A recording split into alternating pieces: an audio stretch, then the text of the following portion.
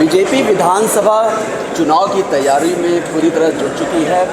कल शाम बीजेपी के आला नेतृत्व के साथ बीजेपी के प्रदेश नेतृत्व की सघन बैठक हुई। इसके बाद सुबह से ही मुख्यमंत्री नायब सैनी एक्टिव मोड में नज़र आ रहे हैं। सबसे पहले जो जिला प्रभारी हैं उनको लेकर के उन्होंने बैठक की। उस बैठक में क्या कुछ रहा इसकी हम जानकारी लेते हैं। हमारे साथ पंचकुला के जिला प्रभारी प्रमोद कौशिक हैं, उनसे जानने की कोशिश करते हैं कि किस तरह की हिदायतें और किस तरह की चर्चाएं हुई। प्रमोद जी, विधानसभा का चुनाव है, उम्मीद की जा रही है कि जो आज मुख्यमंत्री नायब सैनी ने आप लोगों को बुलाया था उसी सिलसिले में बुलाया होगा, तो क्या कुछ रहा उस बैठक में, क्या बताएंगे?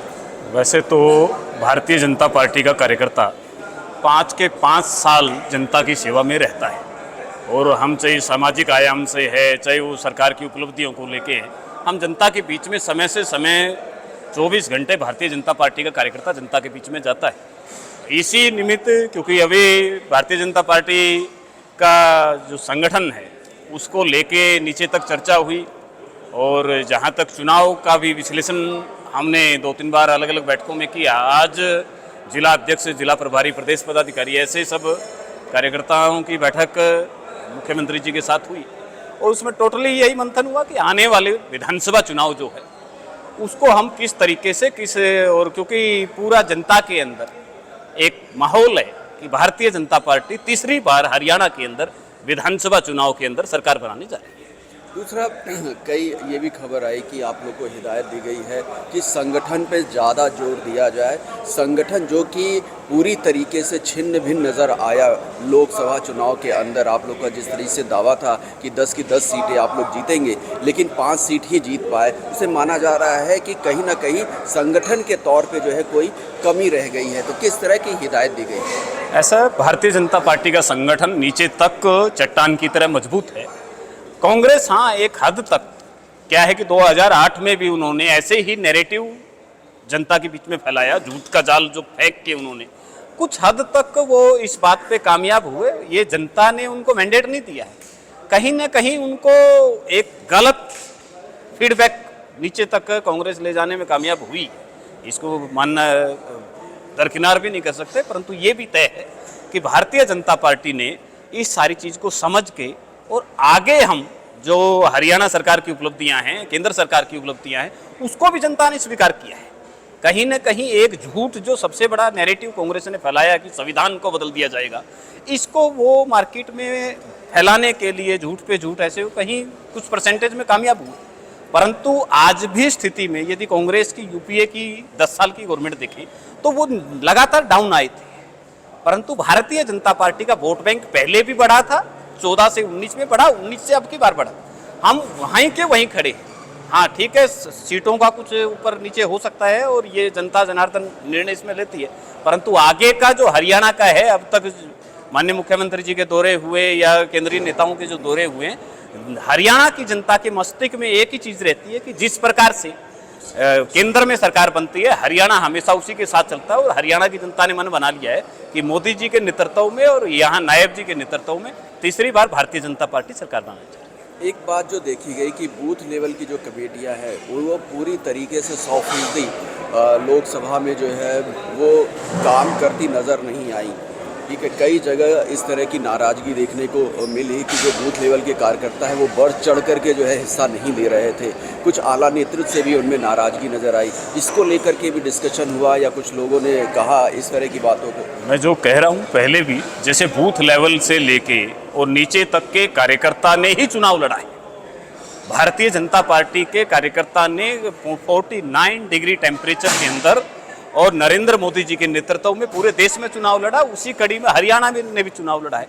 ऐसी कोई बात नहीं है कि कहीं कम उस पे लड़ा, परंतु हाँ वोट प्रतिशत जो मेरा एक पर्सनल एनालिसिस है कि जो भी वोटिंग अब की बार हुई है वो फ्राइडे को हुई है। तो एक शहर का जो ज़्यादा वोट बैंक पहले चर्चा में रहता है कि भारतीय जनता पार्टी का, तो इस फ्राइडे का जो है मैं इसमें एक बड़ी कमी मानता हूँ। बाकी सब चीज़ें अलग अलग निकल के आएंगी। फ्राइडे को यदि इलेक्शन होता है तो अगले दिन की छुट्टी मान के आम जो मतदाता है वो कहीं ना कहीं घूमने की मानसिकता में और ऐसे रहता है, उससे वोट परसेंटेज पे कहीं ना कहीं थोड़ा बहुत फर्क पड़ा है। मैं कार्यकर्ताओं में उत्साह में ना पहले कमी थी ना आज कमी है। कार्यकर्ता पहले भी उसी उत्साह में था, आज भी उसी उत्साह। नहीं तो ये तर्क जो है केवल भाजपा के लिए ही क्यों काम किया, कांग्रेस के लिए क्यों नहीं काम किया? क्योंकि कांग्रेस तो ये कह रही है कि उसका जो है 18% वोट बैंक बढ़ा है पिछली बार के तौर पर। तो जो आप तर्क मुझे आप बता रहे हो उस हिसाब से केवल ये बीजेपी ही शिकायत क्यों कर रही है कि उसके वोटर जो है छुट्टी मनाने चले गए थे शुक्रवार और शनिवार रविवार के लिए? कांग्रेस तो कह रही है कि उसके 18% वोट बैंक बढ़ गए, जो कि एक रिकॉर्ड है। इतना हरियाणा में कभी भी एक पार्टी का नहीं बढ़ा है। जो पिछली बार 25% वोट शेयर लोकसभा में पाई थी, आज वो 42-43 के आसपास पहुंच गई। तो ये कहाँ तक है? 2009 में कांग्रेस की लोकसभा कितने में थी और 2014 में वो 2 पे आ गई थी और 2019 के चुनाव में वो 0 पे आई। परंतु वो स्थिति यदि उसकी तुलना करते हैं तो भारतीय जनता पार्टी उससे कहीं ना कहीं बेहतर है। हम 0 पे नहीं गए, हम 5 पे गए। और दूसरा मैं वही कह रहा हूं कि जो नैरेटिव कांग्रेस ने फैलाया, उस नैरेटिव को कहीं ना कहीं उसका झूठ के जालसाज में उन्होंने कहीं फैला के उसका लाभ लेने का काम किया। इसके अलावा कांग्रेस का ना नीचे कोई जनाधार है। आज भी उनके नेता मंचों पर लड़ते हैं। आज भी 5 सीट जीतने के बाद आज भी उनके नेताओं की खबरें मीडिया के माध्यम से भी और मंचों पे भी और सोशल मीडिया पे भी।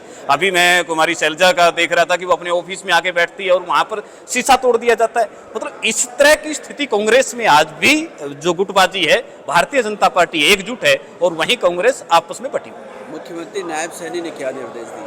मुख्यमंत्री जी ने वही जो कि भाई आने वाले आगामी विधानसभा चुनाव को हमें लगभग, क्योंकि भारतीय जनता पार्टी एक सोशल इंजीनियरिंग पे काम करती है, समाज के भले के लिए काम करने वाली भारतीय जनता पार्टी।